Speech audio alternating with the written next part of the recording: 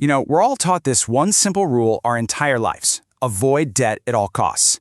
It's supposed to be this trap, right? A weight that just holds you down. But what if I told you that for the world's wealthiest people, debt is the complete opposite? For them, it's not a burden. It's actually a powerful tool they use to get even richer. Now that sounds totally backwards, I know, but stick with me, and I promise I'll show you exactly how they do it. So it really all boils down to this one question.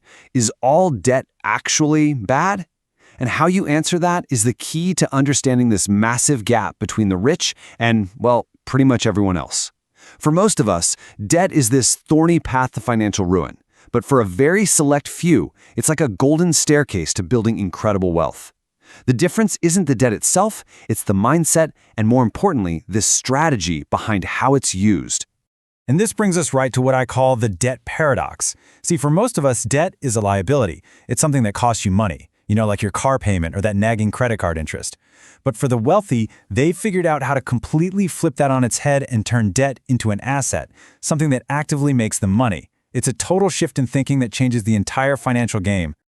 Okay, so let's do a super quick refresher just so we're all on the same page.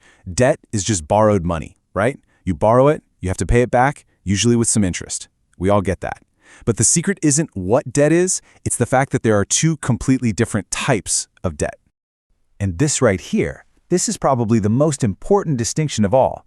Good debt is when you borrow to buy something that's going to make you money. Think about a mortgage for a rental property where your tenant is paying off your loan for you. On the flip side, you've got bad debt, which is what most of us are familiar with. That's borrowing for things that lose value and only take money out of your pocket, like putting a new phone or a vacation on a credit card. One builds wealth, the other, well, it pretty much destroys it. But here's the secret ingredient that makes this whole strategy so incredibly powerful: taxes, or to be more accurate, avoiding taxes. Think about it. When you earn income from your job, it gets taxed, right? But when you borrow money, a loan isn't considered income. That cash hits your bank account completely tax-free. This is a massive loophole, and the wealthy use it constantly. Now let's be super clear about something. This isn't about breaking the law. That's tax evasion, and that's illegal. What we're talking about is tax avoidance, which is 100% legal. It's just using the existing rules of the system to your advantage. The wealthy aren't cheating the system. They're just playing the game a whole lot better than most of us. So how in the world do they actually pull this off? Well, it really comes down to 4 core strategies. Think of this as their playbook for turning other people's money into their own wealth. First up, we've got the classic real estate play. It's so simple, it's brilliant. You use the bank's money, a mortgage, to buy a property. Then you find a tenant to rent it out. And here's the genius part.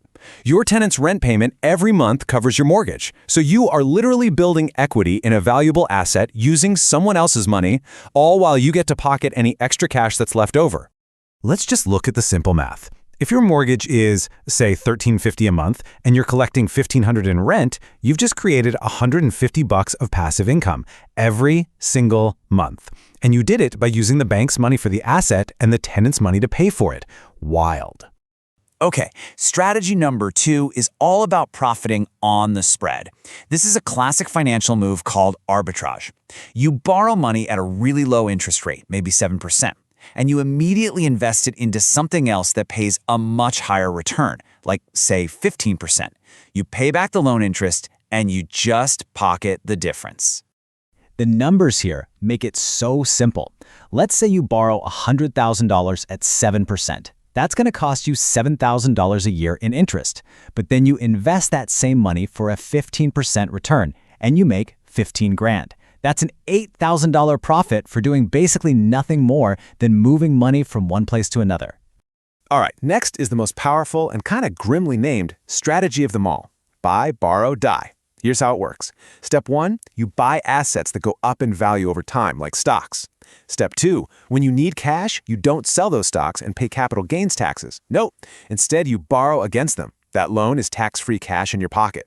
Then step 3, you die. Seriously, your heirs inherit those assets at their new, much higher value, and thanks to a legal loophole, the tax bill on a lifetime of growth is just completely wiped away.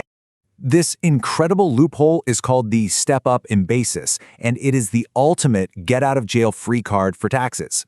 It literally allows generations of wealth to be passed down without the government ever taking a slice of the profits.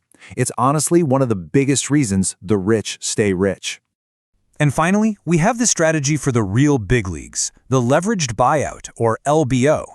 Just think of it like the real estate strategy we talked about, but instead of buying a house, you're buying an entire company.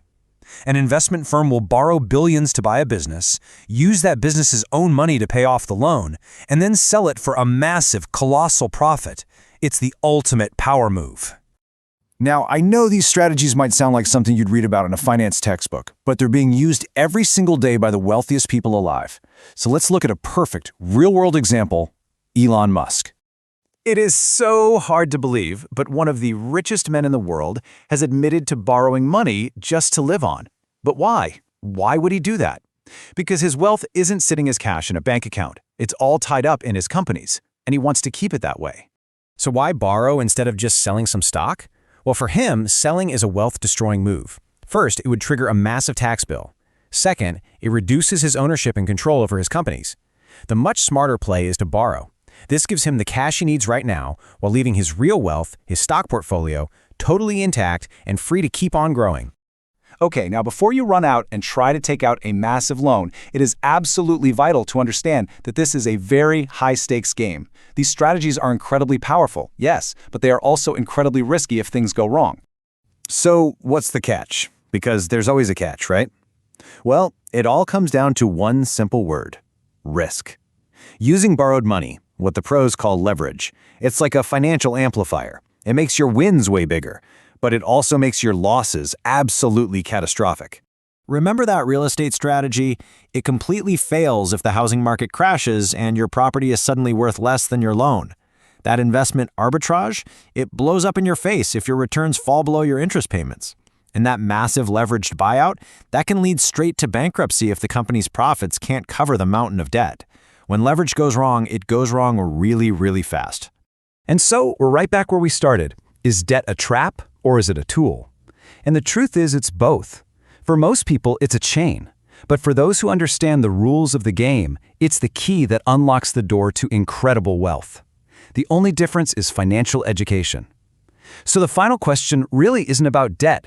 It's about which side of that door you want to be on.